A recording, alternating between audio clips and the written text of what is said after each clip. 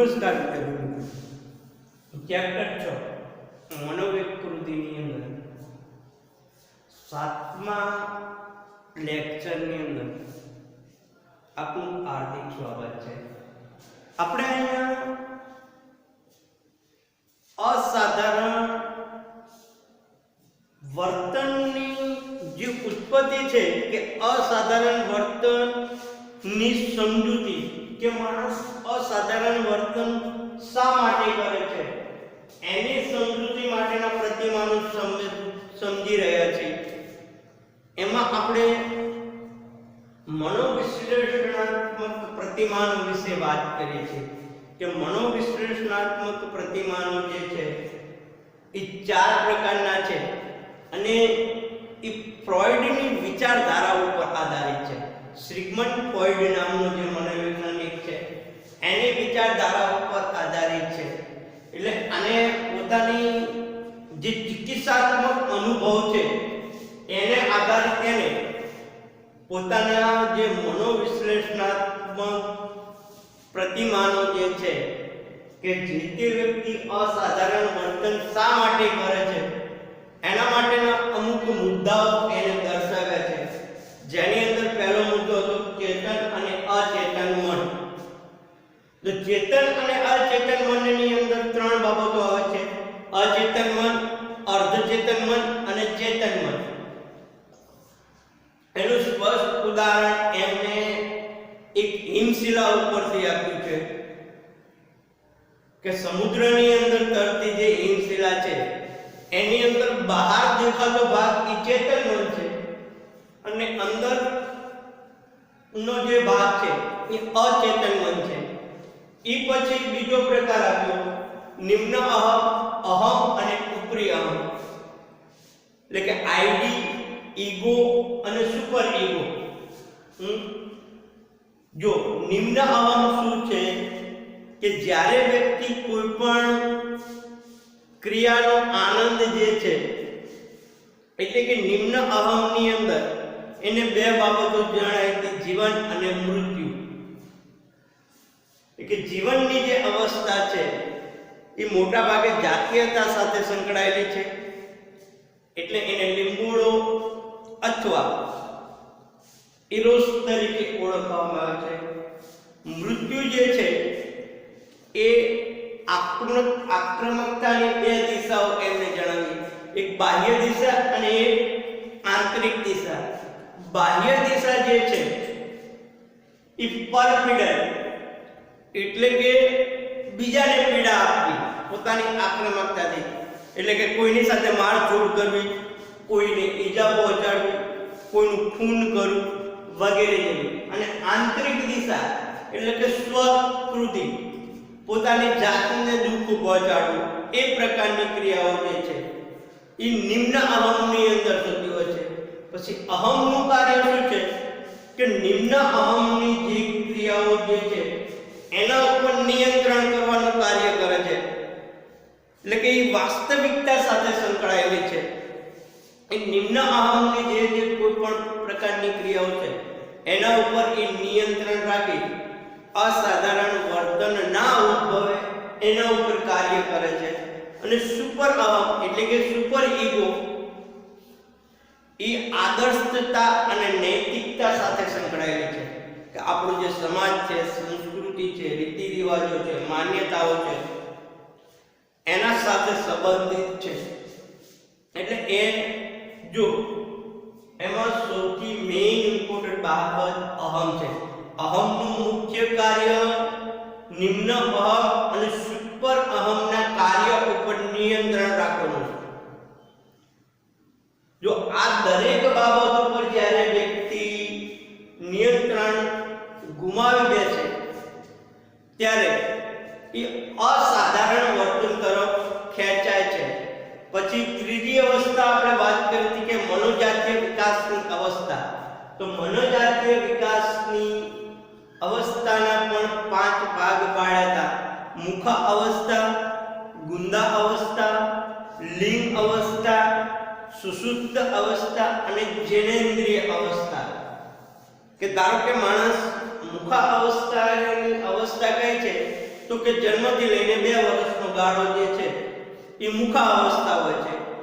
આની અંદર કામુકતાનું મુખ્ય કેન્દ્ર એનું મુખ હોય છે કે માતાનું સ્તનપાન કરી કે કોઈ પણ વસ્તુને ચૂસીને કે કોઈ પણ વસ્તુને પોતાના મોઢામાં મૂકીને આનંદ મેળવવાનો પ્રયત્ન કરે છે. ગુંદા અવસ્થાની અંદર એટલે કે ગુંદા અવસ્થાનો સમય 2 થી 3 વર્ષનો હોય છે. આ સમય દરમિયાન જે તે બાળક જે છે એનું મુખ્ય કેન્દ્ર એનું ગુંદા હોય છે, કામુકતાનું કેન્દ્ર. હવે આ સમય દરમિયાન માતા પિતા બાળકને ટોયલેટની તાલીમ આપે છે કે ક્યાં ટોયલેટ કરવું, કેવી રીતે કરવું, સંપૂર્ણ તાલીમ એને ગુંદા અવસ્થા દરમિયાન આપવામાં આવે છે. હવે આ સમય દરમિયાન જ એના નિયંત્રણના નિયમોની શરૂઆત થાય છે. એટલે કે બાળકને એવું થાય કે મારે આટલું નિયંત્રણ પાડવું પડશે અને લોકો મને આ બાબતે નિયંત્રણમાં લે છે. ત્રીજી અવસ્થા હતી લિંગ અવસ્થા કે 3 થી 6 વર્ષનો જે ગાળો છે એ લિંગ અવસ્થાનો ગાળો છે. એમાં કામુકતાનું કેન્દ્ર એની પોતાની જનેન્દ્રિય હોય છે. શું હોય છે? જનેન્દ્રિય. એટલે કે આ અવસ્થામાં જે પુરુષ બાળક છે એની ગ્રંથિમાં ઓડિપ્સ ગ્રંથિનો ઉમેરો થાય. ઓડિપ્સ ગ્રંથિનો ઉમેરો થતા એ માતાને પોતાનો આદર્શ માને છે. પુરુષ બાળક એ માતાને આદર્શ માને, જ્યારે સ્ત્રીની અંદર ઇલેક્ટ્રાક ગ્રંથિનો ઉદ્ભવ થાય છે. જો એવું પૂછાય કે લિંગ અવસ્થા દરમિયાન પુરુષની અંદર કઈ ગ્રંથિ વિકસિત થાય છે તો કે ઓડિપ્સ ગ્રંથિ. આ સમય દરમિયાન એ કોને આદર્શ માને છે તો કે પોતાની માતાને. તો એવો પણ પ્રશ્ન પૂછાઈ શકાય કે 3 થી 6 વર્ષના ગાળાની અંદર સ્ત્રી બાળની અંદર કઈ ગ્રંથિ વિકસિત થાય તો કે ઇલેક્ટ્રાક ગ્રંથિ.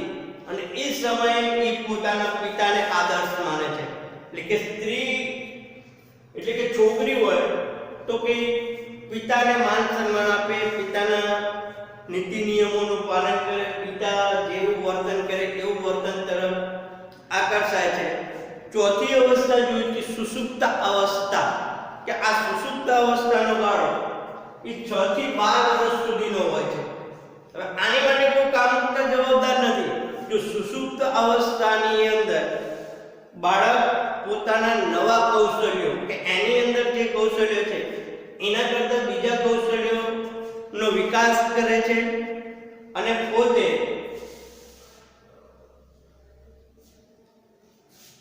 આવડતોના વિકાસમાં વધારે રસ લે છે કે પોતાનામાં કઈ આવડત છે, કયો વેપાર કરવાની આવડત છે, ભણવાની અંદર કયા વિષયમાં આગળ વધી શકે છે એની અંદર એ સૌથી વધારે રસ લે છે. અને જનેન્દ્રિય અવસ્થા કે 13 વર્ષથી આજીવન એટલે કે જ્યાં સુધી બાળક મોટું થઈ મૃત્યુ ના પામે ત્યાં સુધી આ અવસ્થા ચાલુ રહે છે. હવે આ અવસ્થામાં મહત્તમ સંતોષ અને આનંદ મેળવે છે. અને કોની સાથે? વિજાતીય વ્યક્તિ સાથે. એટલે કે પોતાની જાતિ સિવાયની બીજી એટલે કે પુરુષ જાતિ હોય તો સ્ત્રી જાતિ સાથે સંબંધ બનાવી આનંદ મેળવે છે. સ્ત્રી જાતિ હોય તો પુરુષ જાતિ સાથે સંબંધ બનાવી આનંદ મેળવવાનો પ્રયત્ન કરે છે. હવે આ પાંચે જાતિની અંદરમાંથી ક્યાંય એક પણ જાતિની અંદર અવરોધ ઉત્પન્ન થાય તો સમજી લેવાનું કે બાળક અસાધારણતાનો ભોગ બને છે, મનોવિકૃતિનો ભોગ બને છે. એ પછીની ચોથી જે મનોવિશ્લેષણાત્મક પ્રવૃત્તિ હતી ચિંતા અને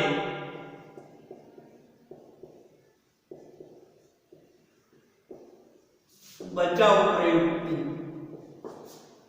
કે ચિંતા અને બચાવ પ્રવૃત્તિ વાળી જે પ્રવૃત્તિ જે છે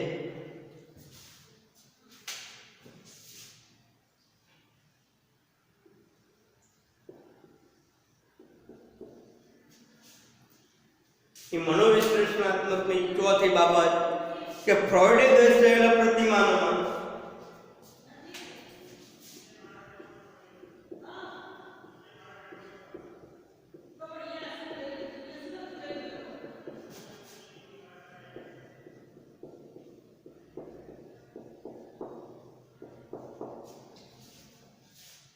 ચિંતા,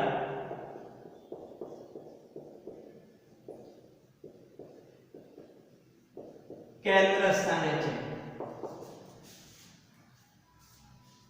જો જે તે વ્યક્તિમાં મનોવિકૃતિ માટેના જવાબદાર એટલે કે અસાધારણ વર્તન માટેના જવાબદાર કારણો હોય તો એ ચિંતા છે. એ કોઈ પણ બાબતની ચિંતા જે છે. હવે ફ્રોઈડે મુખ્યત્વે 3 પ્રકારની ચિંતા દર્શાવી છે.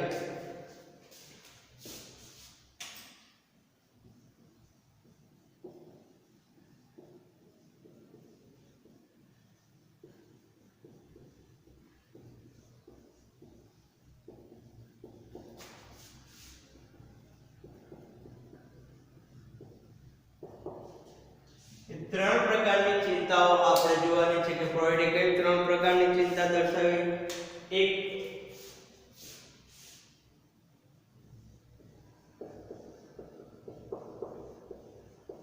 વાસ્તવિક અથવા વસ્તુલક્ષી ચિંતા. બીજી મનોવિક્ષિપ્ત ચિંતા.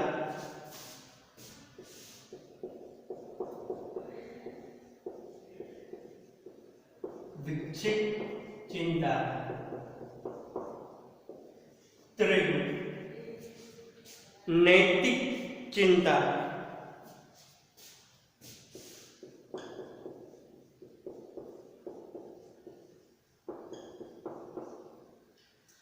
ફ્રોઈડે જે મનોવિશ્લેષણવાદ એટલે કે મનોવિશ્લેષણ પ્રતિમાન જે આપ્યા છે એની અંદર જે ચોથી પ્રકારની પ્રતિમાન છે ચિંતા અને બચાવ પ્રયુક્તિ. તો ફ્રોઈડે જે દર્શાવેલા પ્રતિમાનની અંદર ચિંતા એ કેન્દ્ર સ્થાને છે. તો આ ચિંતા જે છે એને 3 પ્રકારની ચિંતા કહે છે. વાસ્તવિક અથવા વસ્તુલક્ષી ચિંતા, મનોવિક્ષિપ્ત ચિંતા અને નૈતિક ચિંતા. જો વાસ્તવિક ચિંતા જે છે એ કોને કહેવાય? તો આ દરેક ચિંતા વિશે આપણે વ્યવસ્થિત સમજવાનું છે.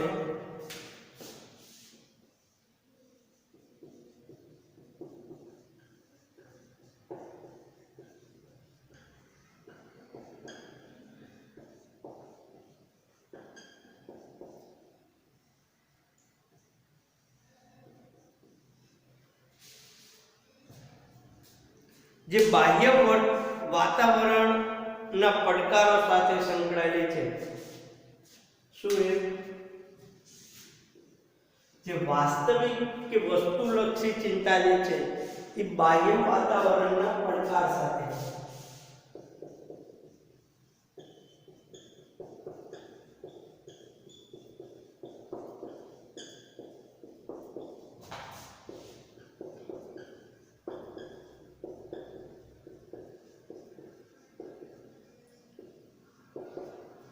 તેથી તેને વસ્તુલક્ષી ચિંતા પણ કહેવાય છે. તેથી તેને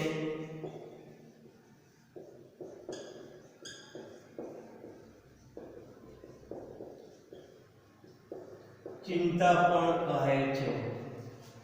જો વસ્તુલક્ષી કે વાસ્તવિક ચિંતા જે છે એ આપણું જે બહારનું વાતાવરણ છે, એટલે કે જ્યારે એક બાળકનો જન્મ થઈ જાય પછી એ કુટુંબના વાતાવરણમાંથી જ્યારે બહાર નીકળે છે તો બાહ્ય વાતાવરણની અંદર એને જે તે પડકારોનો સામનો કરવો પડે. એટલે કે ધારો કે હોસ્ટેલમાં રહેતા હોય તો હોસ્ટેલના વાતાવરણ સાથે સેટ ન થતું હોય, બહારના મિત્રોના સ્વભાવ સાથે સેટ ન થતો હોય, એમાં એને જે પડકારો આવે છે એ પડકારો સાથે સંકળાયેલી છે. જ્યારે એ પડકારને ના પહોંચી વળે ત્યારે વ્યક્તિ અસાધારણતાનો ભોગ બને છે. તેથી તેને વસ્તુલક્ષી ચિંતા પણ કહેવામાં આવે છે કે આ પ્રકારની જે ચિંતા છે એને વસ્તુલક્ષી ચિંતા પણ કહેવાય છે.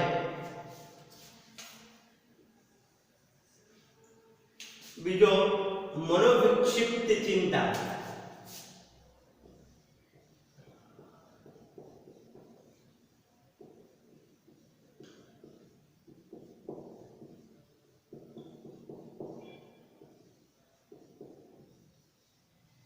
જો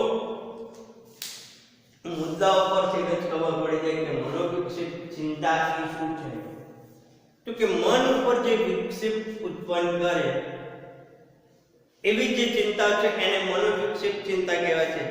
જો આ ચિંતા માટે માનસિક સંઘર્ષ અને અસલામતી જવાબદાર છે.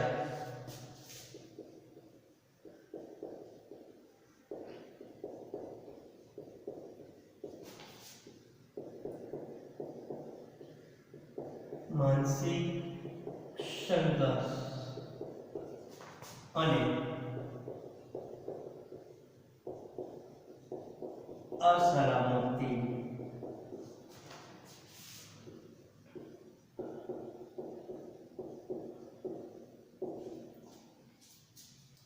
મનોવિક્ષિત સંઘર્ષની અંદર શું હોય છે કે જ્યારે કોઈ પણ વ્યક્તિને કોઈ પણ પ્રકારના માનસિક સંઘર્ષ થાય. માનસિક સંઘર્ષ એટલે શું કે ધારો કે કોઈ પણ પ્રકારની એની જરૂરિયાત પૂરી ન થાય અને મન ઉપર દબાણ આવે, અથવા ઉદાહરણ તરીકે આપણે લઈએ તો કે જ્યારે બાળક અભ્યાસ કરતું હોય 10મા ધોરણની અંદર અથવા 12મા ધોરણમાં હોય ત્યારે એને એવું કહેવામાં આવે કે તારે આટલા ટકા તો લાવવાના જ છે અને એટલા ટકા લાવવાનો પ્રયત્ન કરવા છતાં ના આવતા હોય કે એની કેપેસિટી એટલા ટકા ના લાવી શકાતો હોય તો માનસિક સંઘર્ષ ઉત્પન્ન થાય છે. અને માનસિક સંઘર્ષ ઉત્પન્ન થાય એટલે અસાધારણ વર્તન, એટલે કે પોતાનો માનસિક સંઘર્ષ છે એ બીજા બાજુ વાળી રાખે છે. અથવા અસલામતી કે કુટુંબની અંદર પોતાની સલામતી ના હોય, બાહ્ય વાતાવરણમાં નીકળે તો મિત્રો સાથે પોતે સલામત ના હોય તો આ અસલામતીની જવાબદારી છે કે સમાજની અંદર આગળ વધવા હું શું કરીશ. પોતે સારો હોશિયાર ભણવામાં ના હોય, કુટુંબનું ઘર ખર્ચ ના ચલાવી શકતો હોય, સમાજ સાથે અસલામત પોતાને મહેસૂસ કરતો હોય ત્યારે એ મનોવિક્ષિપ્ત ચિંતા કહેવાય છે, જે આત્યંતિક સ્વરૂપની હોય છે.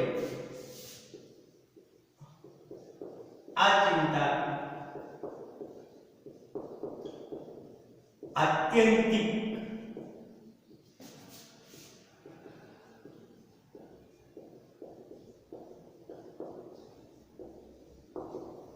એટલે કે પોતાના મનની અંદર ચાલતી ચિંતા છે. આ પ્રકારની ચિંતા ધરાવનાર વ્યક્તિ ક્યારેક ચિંતા માટે જવાબદાર કારણોથી અજાણ હોય છે. જો જે મનોવિક્ષિપ્ત ચિંતા ધરાવનાર વ્યક્તિ જે છે એ ચિંતા માટે જવાબદાર કારણોથી અજાણ હોય છે.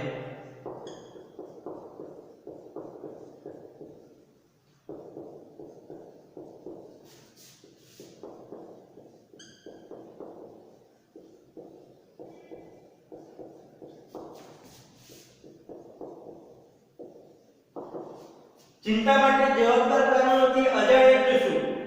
એટલે કે એના મનની અંદર કઈ પ્રકારની ચિંતા ચાલી રહી છે એને એનું બિલકુલ ભાન નથી હોતું કે પોતે શા માટે ચિંતા અનુભવે છે, કયા કારણે પોતાના મન પર વિક્ષેપ ઉત્પન્ન કરે છે, શા માટે એના મનની અંદર માનસિક સંઘર્ષો ચાલુ રહ્યા છે, શા માટે પોતે અસલામતીનો અનુભવ કરી રહ્યો છે.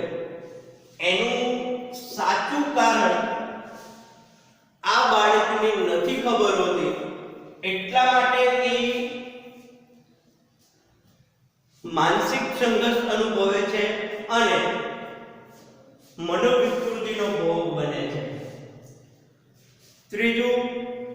નૈતિક ચિંતા.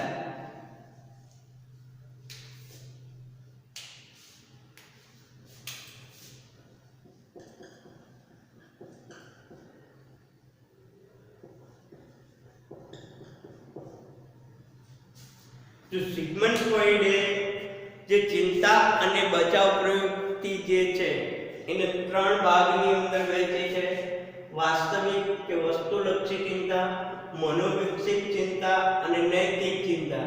વાસ્તવિક લક્ષી ચિંતા જે છે એ બાહ્ય વાતાવરણના પડકાર સાથે સંકળાયેલી છે, એટલે એને વસ્તુલક્ષી કહેવાય. મનોવિકસિત જે ચિંતા જે છે એની અંદર માનસિક સંઘર્ષ અથવા અસલામતી જવાબદાર છે. જે આ પ્રકારની ચિંતા અનુભવે છે એ વ્યક્તિને એના કારણો ખબર હોતી નથી. હવે જો નૈતિક ચિંતા એટલે શું કે ઉપરી અહમને ઠેસ પહોંચે તેવું કોઈ પણ કાર્ય કરતી વખતે ઉદ્ભવતી ચિંતાને નૈતિક ચિંતા તરીકે ઓળખાવાય છે.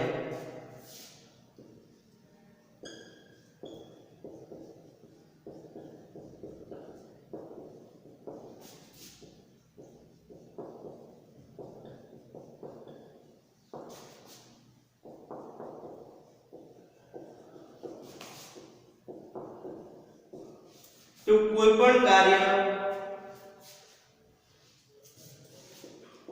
કરતી વખતે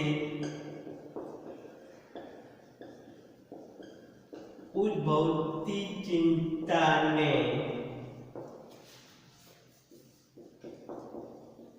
નૈતિક ચિંતા તરીકે ઓળખાય છે.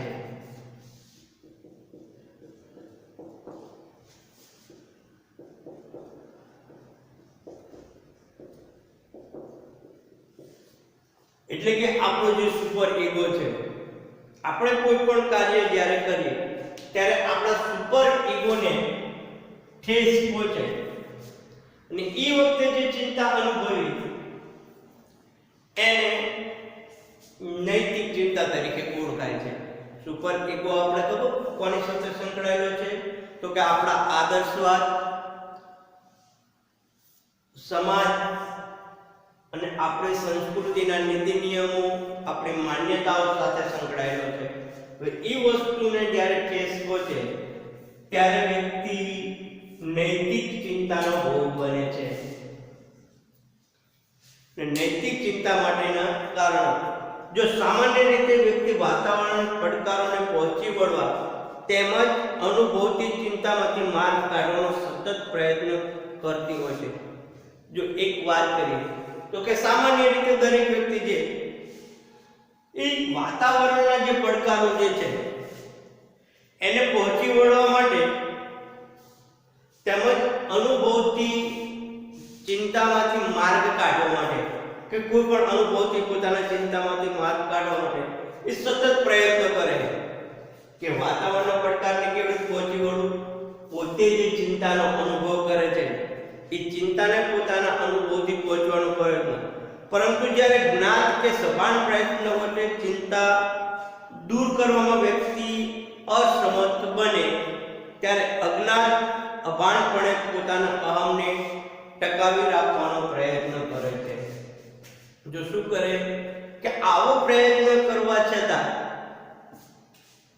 એ ચિંતાને દૂર ના કરી શકે કે પોતાની ચિંતા દૂર ના કરી શકતો હોય ત્યારે અજ્ઞાત કે અભાણપણે, અજ્ઞાત રીતે કે અભાણપણે એ પોતાને અહમને ટકાવી રાખવાનો પ્રયત્ન કરે છે.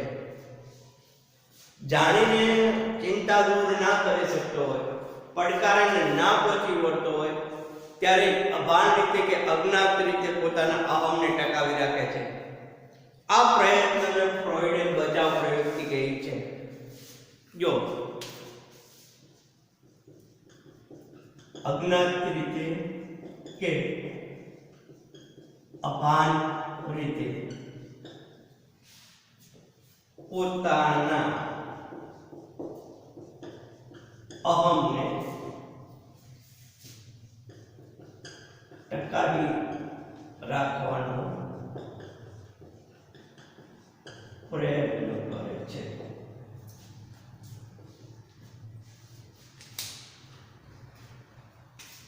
આ બચાવ. આ જે બાબત છે એને સિગમન્ડ ફ્રોઈડ બચાવ પ્રયુક્તિ કહે છે. કે બચાવ પ્રયુક્તિ કોને? તો કે જે બાહ્ય વાતાવરણનો પડકાર જે છે અને પોતાનામાં જે ચિંતા છે, એ બે વસ્તુને જ્યારે વ્યક્તિ ના પહોંચી વળે, કે બાહ્ય પડકારોને ના પહોંચી વળતો હોય, ત્યારે અજ્ઞાત રીતે કે અભાન રીતે પોતાના અહમને ટકાવી રાખવાનો પ્રયત્ન કરે છે. એની માટે આપણે એક ઉદાહરણ આપ્યું હતું કે એક શિયાળ જે છે જ્યારે ભૂખ્યું હોય, દ્રાક્ષનો વેલો જોવે છે, દ્રાક્ષ સુધી નથી પહોંચી વળતો, એટલે કે દ્રાક્ષને મેળવવા એ પોતે અસમર્થ છે, એનામાં શક્તિ નથી કે દ્રાક્ષ સુધી પહોંચી વળે, ત્યારે એ પોતાનો જે અહમ જે છે એ અહમ ટકાવવા શું કરે છે કે આ દ્રાક્ષ તો ખાટી છે, કોણ ખાય? એટલે એ જે વસ્તુ જે છે એ બચાવ પ્રયુક્તિ છે. બીજો બાહ્ય રસ્તો કાઢી બચાવ પ્રયુક્તિનો પ્રયત્ન કરે છે. જો આવી બચાવ પ્રયુક્તિ કઈ છે તો કે પ્રક્ષેપણ પદ્ધતિ, જે શાહીના ડાઘા જેવી જે પદ્ધતિ હતી, યુક્તિકરણ, દોષનો ટોપલો બીજા ઉપર ઢોળવો, પીછેહટ,